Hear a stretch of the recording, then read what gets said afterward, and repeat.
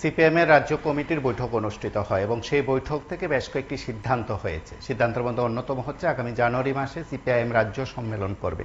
তার আগে ডিসেম্বর মাসে জেলা, মহকুমা এবং অঞ্চল শাখা স্তরে সম্মেলন পর্ব সম্পন্ন করা হবে।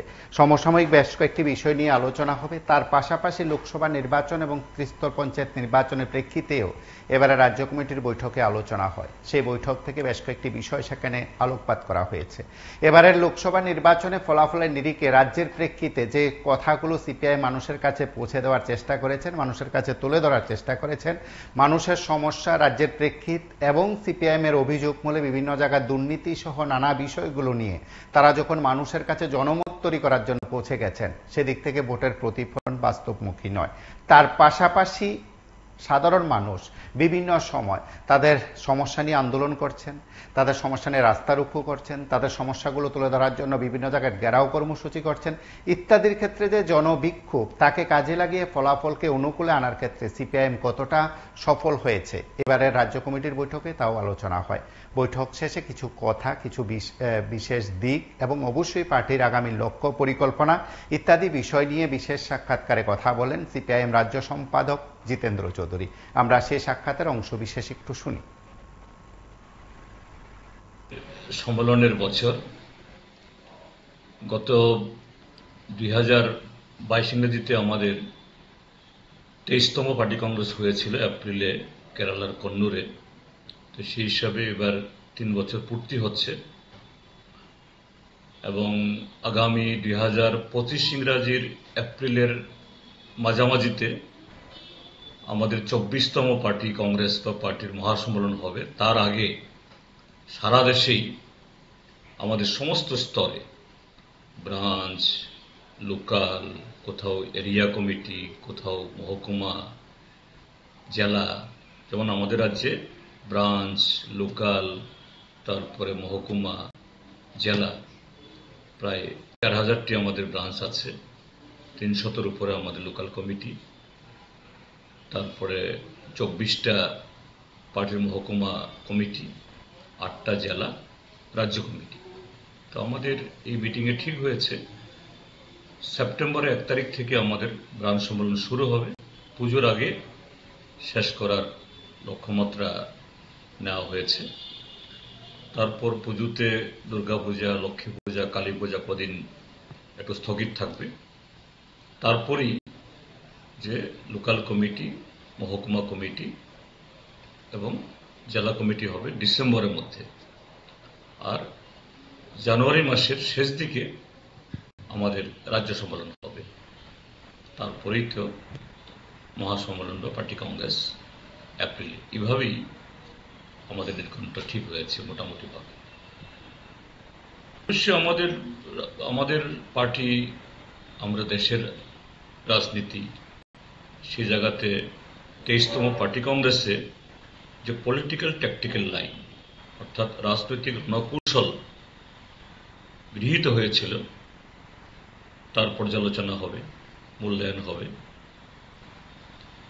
তারপর সাংগঠনিক দিক থেকে আমরা এই লক্ষ্যে পৌঁছানোর জন্য আমাদের সাংগঠনিক যে সমস্ত কর্মসূচিগুলো আমরা নিয়েছি তা কতটুকু আমরা সফলতা অর্জন করতে পারলাম, যদি সফলতা অর্জিত না হয় তার কারণগুলো কি, এগুলি আমরা সেভাবেই বিশ্লেষণ করে আত্মসমালোচনার মধ্য দিয়ে আগামী দিন কিভাবে পার্টিকে আরো সময়োপযোগী, আরো জঙ্গি এবং ত্রিপুরা যে প্রেক্ষিতে বর্তমান যে অবস্থা, এখানে যে একটা এই ফ্যাসিস্টসুলভ একটা সরকার চলছে, একটা সম্পূর্ণ অস্বাভাবিক রাজনৈতিক বাতাবরণ, এ থেকে ত্রিপুরা রাজ্যকে আমরা কিভাবে উদ্ধার করব।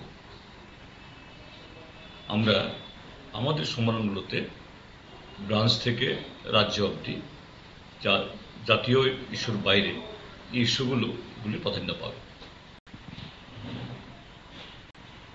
হ্যাঁ, ত্রিস্তর পঞ্চায়েতে ইতিমধ্যেই গত 22 তারিখে প্রত্যাহারের দিন শেষ হওয়ার পর এটা কটা সিটে এখনো লড়াই হচ্ছে তা প্রকাশিত হয়েছে যে প্রায় 70% আসন শাসক দল যারা চেষ্টা করেছিল 100% আসন জবরদখল করার জন্য, ডাক্তার মানিক সাহা বিপ্লব দেবকে ছাড়িয়ে যাওয়ার জন্য আপ্রাণ চেষ্টা করেছিল, পারেনি। 71% জবরদখল করেছে, কিন্তু বাকি প্রায় 30% আমাদের প্রার্থী রয়েছে। অন্য দলেরও অল্প কিছু আছে। তো সেই জায়গায় যে আসনগুলোতে লড়াই হচ্ছে, এটা জেলা পরিষদ হোক বা পঞ্চায়েত সমিতি বা গ্রাম পঞ্চায়েত, সর্বশক্তি দিয়ে সে সমস্ত এই নির্বাচনী কেন্দ্রগুলোতে লড়াই হবে, প্রচার হবে। আমাদের কাছে নির্বাচন অবশ্যই, যে গ্রাম পঞ্চায়েত হোক বা পঞ্চায়েত সমিতি বা জেলা পরিষদ, প্রত্যেকটা আসন জিতবার সুযোগ যেখানে আছে, সম্ভাবনা আছে, তার 16 আনা তো আমরা প্রয়োগ করবই। শুধু প্রতিদ্বন্দ্বিতার জন্য প্রতিদ্বন্দ্বিতা না, জিতবার চেষ্টা 16 আনা কেন 32 আনা হবে। তার পাশাপাশি নির্বাচন একটা সর্বোচ্চ রাজনৈতিক লড়াই। এই নির্বাচনী মঞ্চকে ব্যবহার করে শুধু ত্রিপুরাজ্যের মধ্যে না, সারা দেশে এই বিজেপি আজকে যেভাবে দেশের সংবিধান, গণতন্ত্র, এটাকে দুর্মূষ করার চেষ্টা করছে, দেশের অর্থনীতিটাকে কালোবাজারি এবং কর্পোরেটদের হাতে তুলে দেওয়ার যে চেষ্টা, এটা অব্যাহত আছে। গত লোকসভা নির্বাচনে দেশের জনগণের কাছে একটা শিক্ষা পাওয়ার পরও 400 পারের স্লোগান তুলে সেখানে 300 হতে পারেনি। এককভাবে 370 আসন পাওয়ার এত যে এই কি বলে দুর্বিষহ এদের ঘোষণা সত্ত্বেও এরা 240-এ থামতে হয়েছে, কিন্তু শিক্ষা হয়নি। কারণ এটা আরএসএস, বিজেপি, তাদের কখনোই শিক্ষা হবে না, কারণ তারা সংবিধান মানে না, গণতন্ত্র মানে না। আমাদের যে এই দেশের স্বাধীনতার যে স্পিরিট, এটা বিজেপির মধ্যে নেই। যতই তারা বলো ভারত মাতা কি জয়, এটা আসলে ভারত মাতা কি জয়ের মানে আড়ালে কিভাবে তাদের কায়েমি স্বার্থ, মুষ্টিমেয়ের কায়েমি স্বার্থ করা আমরা ত্রিপুরাজ্যে দেখছি।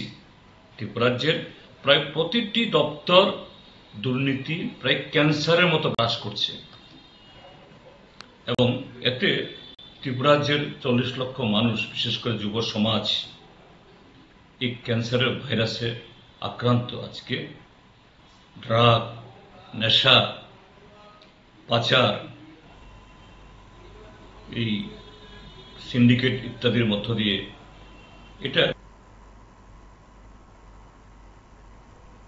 আপনারা শুনলেন সিপিআইএম রাজ্য সম্পাদক তার মতন করে প্রতিক্রিয়া ব্যক্ত করেছেন। রাজ্য সম্মেলন ঠিক তার পাশাপাশি চলমান ত্রিস্তর পঞ্চায়েত নির্বাচন কেন্দ্রিক ভাবনায় দলের রাজ্য নেতারা, বিশেষ করে সিপিআইএম পলিট ব্যুরো সদস্য মানিক সরকার, রাজ্য সম্পাদক তথা বিরোধী দলনেতা জিতেন্দ্র চৌধুরী সহ অন্যান্য যে রাজ্য কমিটির নেতৃত্ব রয়েছেন, প্রাক্তন মন্ত্রী এবং প্রাক্তন বিধায়ক সহ যারাই আছেন, তারা বিভিন্ন জায়গায় যাবেন এবং বিভিন্ন জায়গায় গিয়ে যেখানে যেখানে লড়াই চলছে, যেখানে যেখানে প্রতিদ্বন্দ্বী আছে, ঠিক সেখানে তারা তাদের প্রচার জারি রাখবেন। তারা সড়ক প্রচারে সামিল হচ্ছেন।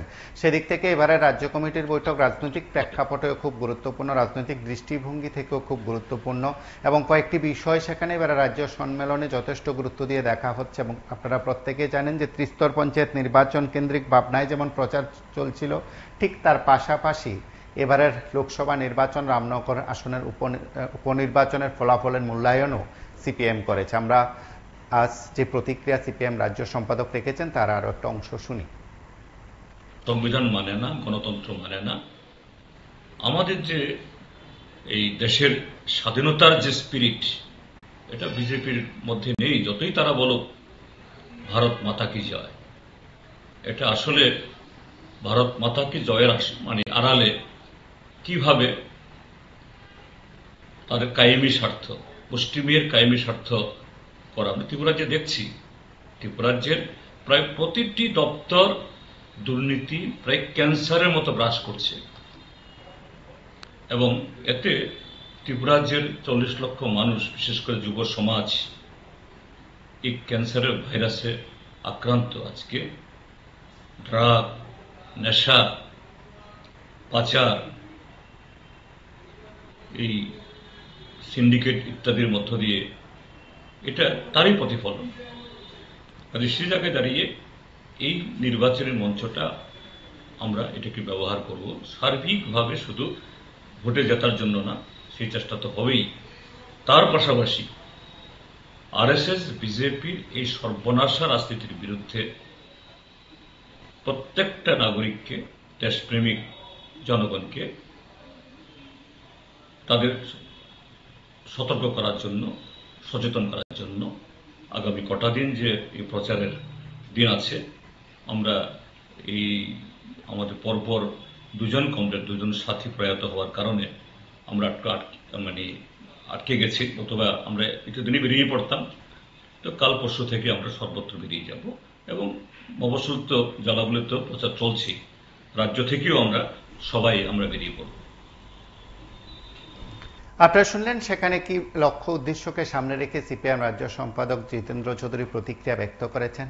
রাজ্য কমিটির বৈঠক থেকে কি নির্যাস বেরিয়ে এলো, রাজ্য কমিটির বৈঠক থেকে কি সিদ্ধান্ত হলো, আগামী দিনগুলোকে সামনে রেখে রাজনৈতিক সংগ্রামকে কতটা তেজি করতে পারে সিপিআইএম, তার সময় বলবে। সেদিক থেকে চলমান রাজনৈতিক পরিস্থিতি এবং অবশ্যই ত্রিস্তর পঞ্চায়েত নির্বাচন, আগামীর লক্ষ্য, সবকিছু মিলিয়ে যেন সিপিএম তার মতন করে শক্তি অর্জন করতে চাইছে, তার মতন করে মাটি আঁকড়ে ধরে আবার যেন স্বমহিমায় ফিরতে চাইছে, দাবি জিতেন্দ্র চৌধুরীদের। আপনারা সঙ্গে থাকুন, দেখতে থাকুন PB24।